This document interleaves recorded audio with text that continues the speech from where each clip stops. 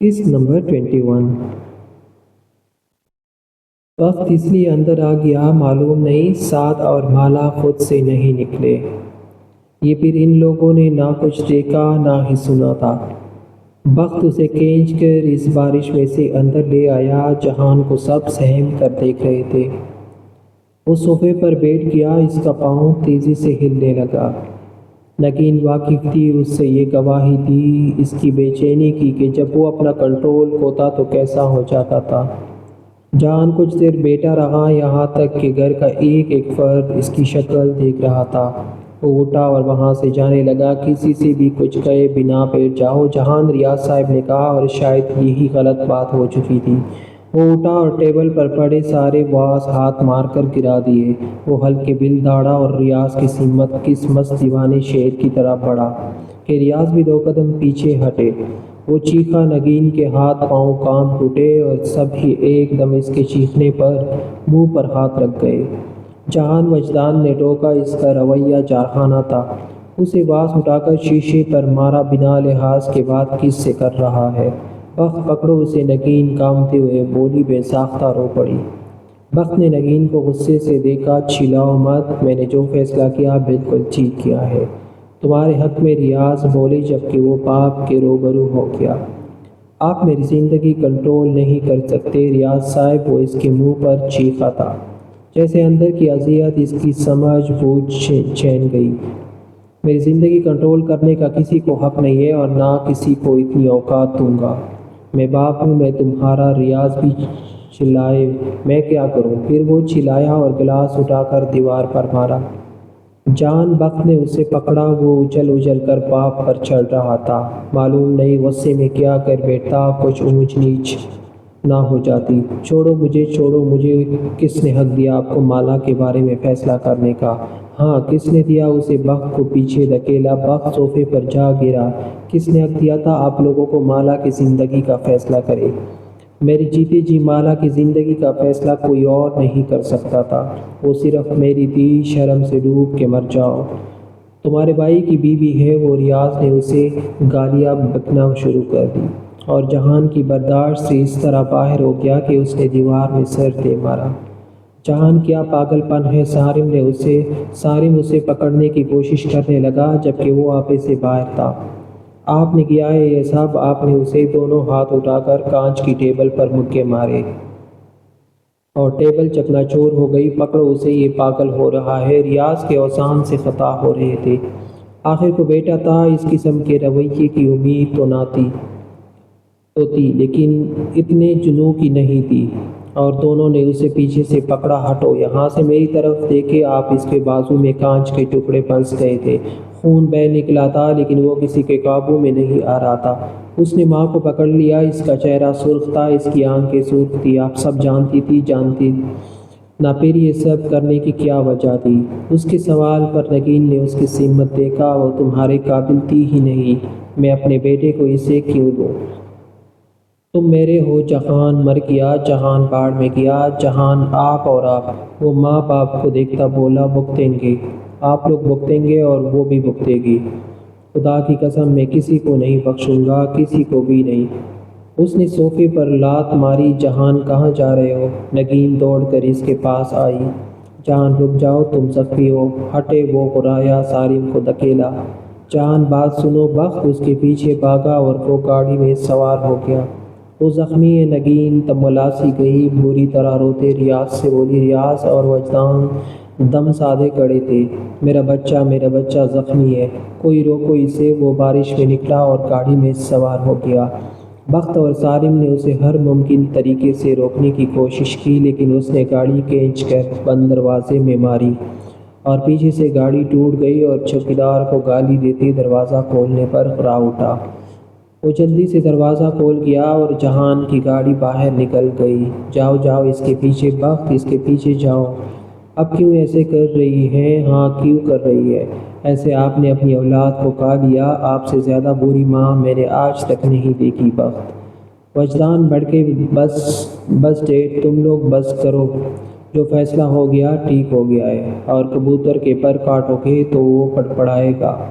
پڑپڑائے گا ہی، سیر مارے گا، ٹکرائے گا، یہ سب ہونا ہی تھا، اس کے پیچھے جاؤ۔ اجدان بولے تو بخت غصے سے کمرے میں چلا گیا۔ صارم اس کے پیچھے فوراً نکلا تھا، لیکن وہ کہاں تھا کچھ نہیں پتا کہ اسے گھنٹے بعد خالی ہاتھ لوٹنا پڑا۔ بارش راستہ نہیں دکھا رہی تھی، لیکن گاڑی چل رہی تھی۔ اسے معلوم نہیں کن علاقوں پر گاڑی ڈال دی تھی۔ خون اس کی پیٹ کو بھگو رہا تھا اور ایک دم اس نے اسٹیئرنگ پر مکے برسانا شروع کر دیے۔ آنکھوں میں وہ منظر تیزاب کی جیسی تکلیف دینے لگا تھا۔ جب اس نے ساتھ کے ہونٹ مالا کے گالوں پر دیکھے، اتنے مکے برسائے کہ ہاتھ نیلے پڑ گئے، اور پھر وہ گاڑی سے باہر نکل گیا۔ بارش میں تیز موسلادھار بارش جیسے اس کے غم پر ماتم کر رہی تھی۔ وہ آسمان کی جانب دیکھنے لگا۔ یہ اچھا نہیں کیا، یہ اچھا نہیں کیا میرے ساتھ۔ اس نے وہ رات تھی ہی نہیں۔ نگین دروازے پر ہی بیٹے کے انتظار میں بیٹھی رہ گئی۔ اگلی صبح ہو چکی تھی، موسم اب بھی کچھ خراب ہی تھا۔ اس کی نگاہ دروازے پر سے ہٹ نہیں رہی تھی۔ سعد اپنے کمرے سے نکلا تو بیگ پیک تھا۔ اس نے ماں کو دروازے پر بیٹھے دیکھا تھا۔ مالا نے بھی اس کی سمت دیکھا۔ معلوم نہیں آج صبح سے وہ اتنا عجیب رویے میں کیوں تھا۔ اس نے 2 بار پوچھا کہ کیا وہ بھی جا رہی ہے، لیکن سعد نے جواب نہیں دیا اور سوٹ کیس لے کر باہر نکل گیا۔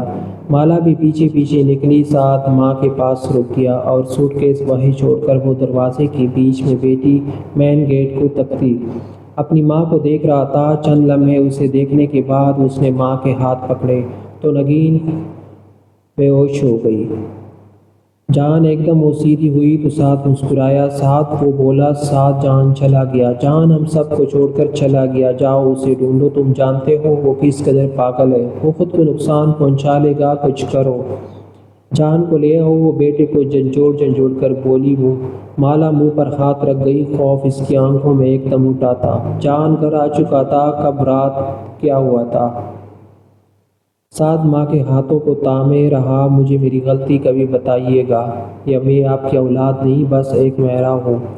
جان بھائی کو سیکیور کرنے کا جہان کو یہ چاہیے، جان کو وہ چاہیے۔ جان اس طرح خوش ہو جائے گا۔ جہان ذرا وسیلہ ہے۔ جان کے کپڑے پرفیکٹ ہو، جان کے لباس میں کمی نہ ہو، جان کی ضد پوری ہو۔ زندگی میں جان، جہان اور بس جہان، اس کے علاوہ کوئی تھا؟ آپ کے ساتھ کی بات پر نگین نے سوجی آنکھیں اس کی سمت اٹھائی۔ جان دنیا کا سب سے پرفیکٹ انسان ہے، بالکل ہے، میرا بھائی ہے وہ، لیکن سعد بھی انسان ہے، نہ کہ ریموٹ ہے۔ اینیویز جا رہا ہوں، معلوم نہیں کب آؤں۔ وہ اٹھ گیا۔ سعد مالا کے رنگ سے اڑنے لگا۔ وہ اس کے پیچھے بھاگی۔ سعد رک گیا۔ وہ اسے تکلیف نہیں دینا چاہتا تھا۔ کوئی میں تمہیں اپنے پاس بلا لوں گا۔ آپ سچ کہہ رہے ہیں؟ آپ گئے مجھے چھوڑ کر؟ میں کیا کروں گی؟ مالا پریشان تھی۔ ہم ریلیکس رہو، میں تمہیں نہیں چھوڑ رہا۔ یہ مجھے میری ماں سے شکوہ تھا۔ خیر، پیپرز دیے ہوئے ہیں، تم یہاں رہو۔ تم سمجھ سکتی ہو میں یہاں سے بھاگ رہا ہوں۔ میں اپنے بھائی کا سامنا کرنا نہیں چاہتا۔ وہ کہہ کر گاڑی میں سوار ہوا اور وہاں سے نکل گیا۔ مالا نے ایک طویل سانس کھینچا۔ اگر بات سامنا کرنے کی تھی تو وہ تو بھی کرنا چاہتی تھی، تو بھی نہیں کرنا چاہتی تھی۔ وہ پلٹی اور نگین کو اٹھانا چاہا، جبکہ نگین کے اندر جو طوفان تھا سب مالا کے اوپر نکل گیا۔ اس نے اسے بڑی بری طرح پیٹ ڈالا۔ حرامزادی، میرے بچوں کو مجھ سے نفرت ڈلوا دی۔ تو ہی ہے فساد کی جڑ، تو مر جائے تو میری زندگی سکون دہ ہو جائے گی۔ میرے بچے مجھ سے باغی ہو گئے، ایک تیرے شر سے بچانے کو میں نے کیا کچھ نہ کیا، اور سب میرے گلے کا ہار بن گیا ہے۔ غیرت، وہ اسے مارنے لگی۔ ممانی مالا اسے خود کو بچانے لگی، جبکہ رحاب نے یہ چیخ و پکار سن لی تھی۔ وہ دوڑ کر آئی اور مالا کو اپنی طاقت لگا کر پیچھے کھینچا۔ مالا پتے کی طرح کانپ رہی تھی۔ میں اس کا یہ چہرہ ہی جلسا دوں گی، نہ یہ رہے گی، نہ ہی میں یہ تکلیف میں رہوں گی۔ نگین پاگل پن پر اتر آئی تھی۔ وہ دوڑ کر کچن سے لانٹے کی طرف آ گئی۔ وہاں تیزاب کی بوتلیں تھیں اور ایک بوتل اس نے اٹھا لی۔ وہ بھاگ کر آتی اور کہ مالا چلاتی ہوئی سیڑھیوں سے اوپر بھاگی اور رحاب سارم کے پاس دوڑی۔ سارم اٹھے، باہر دیکھے کیا ہو رہا ہے۔ وہ مالا پر تیزاب پھینک رہی ہے۔ سارم نے نیندوں میں اس کی بات سمجھی اور وہ باہر دوڑا تو نگین تیزاب کی بوتل کھول رہی تھی، جبکہ مالا ممانی نہیں مجھے معاف کر دے پلیز نہیں کہتی پیچھے ہو رہی تھی۔ بابی، سارم چلایا، اور وہ اگر اوپر نہ دوڑتا تو نگین وہ تیزاب مالا پر پھینک چکی ہوتی۔ سارم نے بوتل دوسری سمت پھینک دی۔ زبردستی اس جگہ سے دھواں اٹھنے لگا۔ ہٹو، اسے مار دوں گی۔ میں نگین چیخیں مار مار کر رو رہی تھی اور پھر اچانک وہ بے ہوش ہو گئی۔ بھائی ریاض، وجدان، عافیہ سب باہر نکل آئے اور منظر دیکھ کر سب کی ہوائیں اڑ گئی۔ مالا زرد پتے کی طرح بالکل تنہا کھڑی رہ گئی۔ ان کو کسی چیز کا صدمہ ہے، تبھی جنون میں جا رہی ہے۔ یہ میڈیسن ان کے ریلیکس ہونے کی دی ہے۔ میں نے آپ لوگ ان کی کیئر کرے اور پریشانی سے دور رکھے، ڈاکٹر نے کہا تو ریاض نے سر ہلایا اور بخت کمرے سے ہی نکل گیا۔ اسے غصہ، نفرت سب محسوس ہو رہی تھی۔ چاچی سے وہ چیئر کھینچ کر بیٹھ گیا۔ مجھے کافی دے دو، اس نے کہا تو اینا کچن میں چلی گئی۔ بس مالا کو اپنے پوزیشن کی سمت بھاگتے دیکھا تھا۔ اس نے اس واقعے کو 2 ہفتے گزر گئے تھے۔ جہان دوبارہ گھر نہ لوٹا اور مالا بالکل پہلے جیسی ہو گئی۔ مالا کو سب نے نگین سے دور رہنے کے لیے کہہ دیا تھا۔ مالا کوشش کرتی وہ اس کے پاس نہ جائے۔ سعد کی جانب سے وہ پریشان تھی، لیکن اس کی پریشانی اس وقت ختم ہو گئی جبکہ سعد نے اسے موبائل بھجوایا اور اس سے رابطہ کیا۔ وہ خوش ہو گئے اور بالکل نارمل بھی، جبکہ وہ اور رخاب کچھ باتیں کر رہے تھے۔ اینا کو دونوں نے ہی آرام کرنے کے لیے کہہ دیا تھا، تبھی انہیں اندر آتا شمائل دکھائی دیا۔ وہ دونوں ہی کھڑی ہو گئی۔ ایکچولی مجھے مسٹر جہان سے ملنا تھا، آپ بلا دیں کہ؟ اس نے ایک نظر مالا کی چمکتی رنگت دیکھی اور پھر نگاہ پھیر لی۔ سگریٹ اب بھی اس کے لبوں میں تھی۔ وہ تو نہیں ہے۔ مالا کچھ نہ بولی، جھجک کر اندر چلی گئی، جبکہ رحاب نے کہا، اچھا پھر آپ کس کو بلا دیں؟ مجھے ضروری بات کرنی ہے۔ شمائل صوفے پر بیٹھ گیا۔ رحاب کے دماغ میں عافیہ آ گئی، آپ انکمفرٹیبل نہ ہو، میں باہر ہوں۔ شمائل خود ہی اٹھ گیا اور باہر چلا گیا۔ در حقیقت یہاں آنے کا مقصد جہان سے کچھ بزنس کی معلومات کے علاوہ بھی تھا۔ اس نے لون میں آ کر ذرا ادھر ادھر دیکھا تو جھولے پر اداس سی بیٹی حنین دکھائی دی اور وہ مسکرا دیا، ہم اچھی بات ہے تم مجھے یہاں دکھائی دے گئی۔ اس نے دعا فضا میں چھوڑا۔ حنین ایک دم سیدھی ہو گئی اور گھبرا کر اسے دیکھنے لگی۔ ارے گھبراؤ نہیں، میں تمہارا سچ وجدان صاحب کو تھوڑی بتا رہا ہوں، وہ ایسے ڈر رہی ہو۔ وہ مسکرایا تو حنین نے سانس اندر اتارا اور وہاں سے جانے لگی۔ رکو ذرا، شمائل نے اس کا بازو پکڑ لیا، یہ آپ کیا کر رہے ہیں؟ حنین کام سی گئی، گھر میں کوئی بھی دیکھ لیتا تو جان پر بن جاتی۔ اس کے دیکھو، مجھے گھما پھرا کر بات نہیں کرنی آتی، سمجھی؟ مجھے تمہاری مدد چاہیے۔ یہاں وہ لڑکی ہے، وائٹ سکن، چھوٹی سی ناک اور براؤن ہیئرز کے ساتھ فگر بھی آئی ایک بالکل ینگ ہے، مجھے اس سے ملنا ہے، بات کرنی، مجھے نام نہیں پتا اور تم میری مدد کرو گی، وہ بولا۔ حنین اسے آنکھیں پھاڑ کر دیکھنے لگی، شرم آ رہی ہے آپ کو؟ بابا کو آپ پر ٹرسٹ ہے، تبھی وہ آپ کے ساتھ کام کر رہے ہیں اور آپ اس کے گھر میں گھوم رہے ہیں، ورنہ آپ کو میرے بھائی کاٹ کر رکھ دیں گے۔ اس بات پر حنین کو غصہ چڑھ گیا۔ وہ ایام کے بارے میں بات کر رہا تھا، وہ جانتی گئی تھی، لیکن وہ کسی انداز میں بات کر رہا تھا، اسے غصہ چڑھ گیا۔ اچھا، ٹرسٹ تو تم پر بھی ہوگا، رائٹ، اور تمہارے باپ کی مجبوری ہے میرے ساتھ کام کرنا، میری نہیں۔ تم خود سوچ لو، اگر تم نے میری مدد نہ کی تو تمہارے حق میں کیا ہوگا؟ کہے تم جلس تو نہیں؟ کیا بدتمیزی ہے! حنین غصے میں آ گئی۔ ایز یو وش، شمائل نے شانے اچکا دیے، جبکہ حنین ہاتھ چھڑا کر وہاں سے چلی گئی اور دوسری طرف شمائل بھی وہاں سے چلا گیا، لیکن یہ سب رحاب دیکھ چکی تھی۔ حنین غصے سے اندر آئی اور رحاب کی جانب دیکھا، اپنے بھائی سے کہو مجھے آزاد کرے، بس بہت ہو چکی ہے۔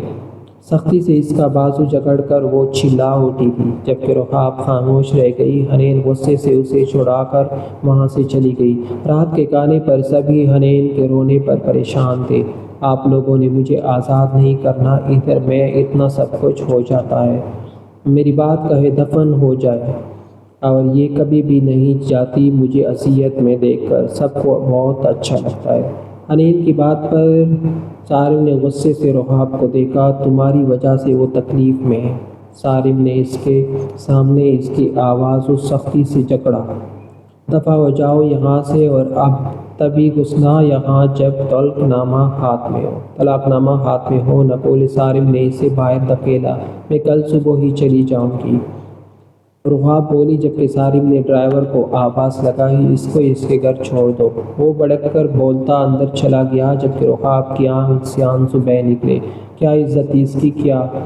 وہ گاڑی میں سوار ہو کر وہیں سے چلی گئی۔ رات کافی دیر کا وقت تھا اور اچانک پانی کے چانکے پر مالا کی آنکھ کھل گئی۔ اس نے اٹھ کر وقت دیکھا، رات کے 3 بجے کا وقت تھا۔ وہ کھڑکی میں جھانکنے کے لیے آ گئی تو بہت تیزی سے کوئی سوئمنگ کر رہا تھا۔ وہ کوئی اور تو تھا ہی نہیں، جہان ہی تھا۔ وہ بہت عرصے کے بعد دکھائی دیا تھا۔ اس نے اس کے روکتے ہی پانی سے سر نکالا اور عین کھڑکی میں دیکھا تو مالا کے پاؤں کانپ گئے۔ وہ جلدی سے پیچھے بھاگ گئی۔ جہان پول سے باہر نکلا اور سگریٹ لبوں میں دبا کر وہ گھر کے اندر کی جانب بڑھ گیا۔ اگلی سے وہ نگین کافی خوش تھی۔ جہان کے کمرے میں روز جھانکتی تھی اور آج جھانکا تو دیکھا کہ وہ سو رہا تھا۔